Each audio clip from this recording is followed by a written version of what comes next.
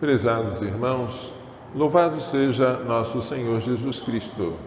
Para sempre seja louvado e nossa Mãe Maria Santíssima. Hoje, solenidade de Maria, Mãe de Deus, a primeira leitura traz a bênção de Aarão, que foi o primeiro sacerdote da tribo de Levi, irmão de Moisés. Como Aarão deveria abençoar os israelitas? Com esta fórmula em que se invoca 3 vezes o nome do Senhor. O Senhor te abençoe e te guarde, ou seja, o Senhor deve dar proteção. O Senhor faça brilhar sobre ti a sua face e te seja favorável. O Senhor deve ser propício. O Senhor volte o seu rosto para ti e te dê a paz. Proteger, ser propício e dar a paz. Assim eram abençoados os israelitas por Aarão e os outros sacerdotes sucessores dele, da tribo de Levi. O que é uma bênção? Uma bênção, benedictio no latim, é uma boa dicção. Benedictio. Dicção é aquilo que se diz. É uma boa palavra. Quando nós dizemos uma boa palavra, nem sempre o que nós dizemos acontece. Eu posso dizer hoje, Feliz Ano Novo. É um desejo meu, é uma boa palavra. Mas pode ser que o Ano Novo não seja feliz, porque nem tudo aquilo que eu digo acontece. Mas quando Deus fala, a coisa acontece. Então, a bênção é uma boa palavra dita por Deus. E essa palavra é eficaz. Ela produz efeitos bons em mim. Quem pode abençoar é Deus. Os outros abençoam em nome de Deus. Quando a criança pede a bênção ao pai, o que o pai diz? Deus te abençoe. Só Deus pode abençoar. O padre, quando abençoa no final da missa, ele diz que abençoe-vos Deus Todo-Poderoso, Pai, Filho e Espírito Santo. Fora de Deus, as outras pessoas são meros instrumentos da bênção. Já disse que bênção é uma boa palavra. Qual foi a palavra que Deus pronunciou desde toda a eternidade? Jesus. Jesus é a bênção do Pai. Esta palavra se fez carne e habitou entre nós. Quando ela se fez carne, desceu do céu à terra a bênção. O Salmo 66, que nós lemos em seguida, é um eco da bênção de Aarão. Que Deus nos dê a sua graça e sua bênção e sua face resplandeça sobre nós. Mas o salmista convida todos os povos, todas as nações a glorificarem o Senhor. Ou seja, embora Israel seja o povo eleito, todas as outras nações são chamadas a glorificar a Deus juntamente com Israel. A segunda leitura é um trecho da carta de São Paulo aos Gálatas. Quando chegou a plenitude do tempo, quando os tempos se completaram, esta figura é tirada dos relógios de água ou de areia. Quando a água ou os grãos de areia passam de um recipiente de cima para o recipiente de baixo, o recipiente de baixo fica cheio, fica pleno. Quer dizer que o tempo se completou. Quando chegou a plenitude do tempo, Deus enviou seu Filho, nascido de uma mulher. Esta mulher é Maria. Nascido sujeito à lei, tanto assim que ele se submete ao ritual judaico da circuncisão. Mas ele se submete a ele para nos libertar dele. Nós agora não temos mais a circuncisão, que era um ritual de índole tribal. Nós agora temos o batismo, que é uma marca no Espírito e que é universal, é para toda a igreja, para todos aqueles que creem. Nascido sujeito à lei, a fim de resgatar os que eram sujeitos à lei, e para que todos recebêssemos a filiação adotiva. Ele que é filho, veio ao mundo para nos tornar filhos, com uma diferença. Ele é filho por natureza, ele é Deus. Nós somos filhos adotivos, não somos Deus, mas participamos da natureza divina. Que coisa maravilhosa! Temos a vida de Deus em nós. E isto não é só uma brincadeira, não é só uma ficção jurídica. Nós somos filhos de fato. Porque sois filhos, Deus enviou aos vossos corações o Espírito de seu Filho, o Espírito Santo, que clama Abba. Abba é uma palavra aramaica que quer dizer papai. É a maneira com que a criancinha chama o seu pai. Abba, ó Pai. É a palavra com que Jesus se dirigiu ao Pai no Jardim das Oliveiras. Assim já não és escravo, mas filho. Que coisa linda.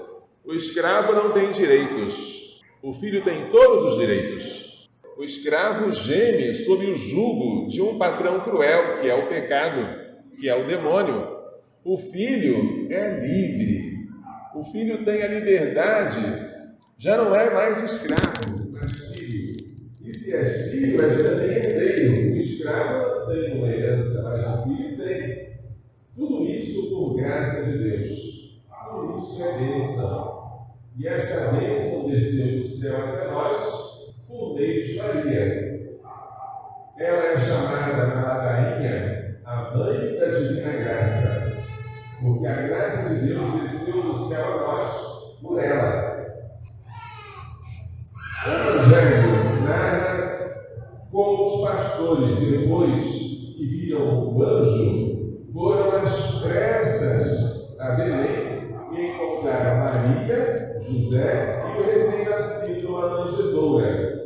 E contaram tudo que tinham visto e ouvido sobre o menino. E aqueles que ouviam ficavam maravilhados com a história dos pastores. E Maria guardava todos esses fatos, conservando-os, meditando-os em seu coração. Os pastores voltaram glorificando, louvando a Deus, e quando se completaram 8 dias, o dia da circuncisão, o dia em que se dava o nome à criança, deram à criança o nome de Jesus, que quer dizer Deus salva, como fora chamado pelo anjo antes de ser concebido. Deus salva de quê? Dos nossos pecados. Ele salvará o seu povo dos seus pecados. Assim disse o anjo em sonho a José. Jesus é a nossa bênção. E Maria é o caminho pelo qual Jesus veio até nós.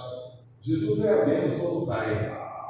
Se o Pai nos entregou o seu próprio Filho, como é que Ele não vai entregar junto com Ele todas as outras coisas? Vejamos, numa ocasião de um sequestro, o que os pais dizem? Levem tudo, menos o meu filho. Mas se o nosso Pai entregou até o seu Filho a nós, o que mais Ele vai nos negar? Portanto, em Cristo nos vieram todos os bens. Tudo que pedimos a Ele nos dará. Eu digo todos os bens, porque às vezes nós pedimos coisas más pensando que são boas. E Ele sabe o que é bom e o que é mal para nós. Tudo aquilo que não for pedra, escorpião, serpente, que é mal. Mas aquilo que for pão, peixe, ovo, Ele nos dá. As coisas que são necessárias para a nossa salvação, necessárias para a nossa sobrevivência cotidiana, Ele que veste os rios do campo e alimenta as aves do céu, não faz esquecer de nós. Maria Santíssima é a mãe daquele que veio enviado pelo Pai. E este enviado pelo Pai, o Filho, é Deus. Ora, Jesus é Deus.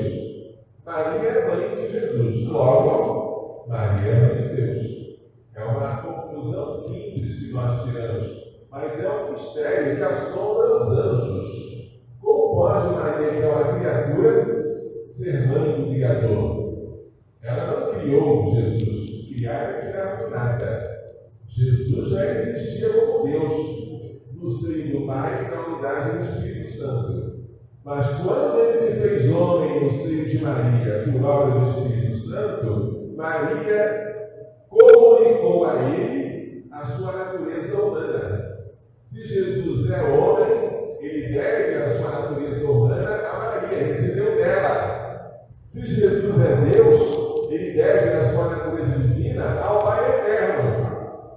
Pai gerou Jesus antes de todos os tempos, dando a ele a sua natureza divina. Maria gerou Jesus no momento da encarnação, dando a ele a sua natureza humana. Mãe de alguém que é Deus. Que coisa linda, né? Ou quem quisesse complicar isso, dizer, não, é mãe de Jesus homem, mas não é mãe de Jesus Deus. Mas quando Jesus existe, existe um só Jesus. Existe um único Jesus que é uma pessoa. E essa pessoa é uma pessoa divina. É o Filho. A segunda pessoa da Santíssima Trindade. Ela é mãe dele, logo é mãe de Deus. Mas o trecho da Escritura que mais nos prova de maneira irrefutável que Maria é mãe de Deus é o da visitação. Quando Maria visita Isabel, cheia do Espírito Santo, exclama em alta voz: Bendita és tu entre as mulheres, bendito é o fruto do teu ventre. De onde me vem a graça de receber em minha casa a mãe do meu Senhor? Maria é mãe. Mãe de quem? Do meu Senhor. Meu Senhor é a tradução portuguesa do vocábulo hebraico Adonai. Adonai era a maneira com que os judeus pronunciavam o nome de Deus para evitar de falar Javé. Javé é o nome impronunciável, aquele que é. Então eles falavam Adonai, que é meu Senhor.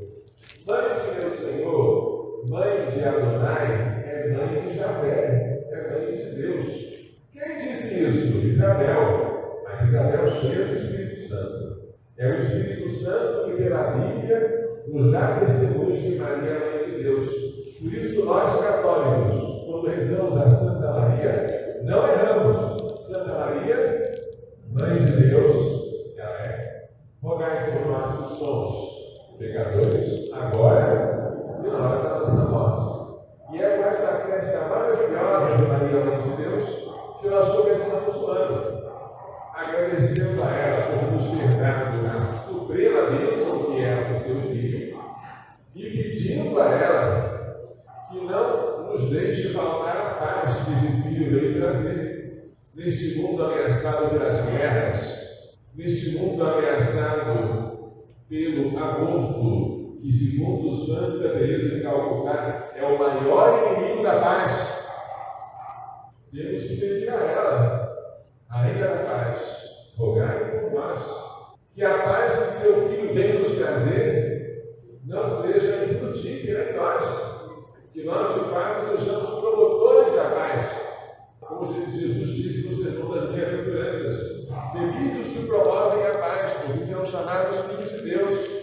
E a paz se promove pela humildade, porque quando um não quer, dois não brigam. Se eu não quero brigar, o outro pode querer brigar comigo, mas não vai haver briga.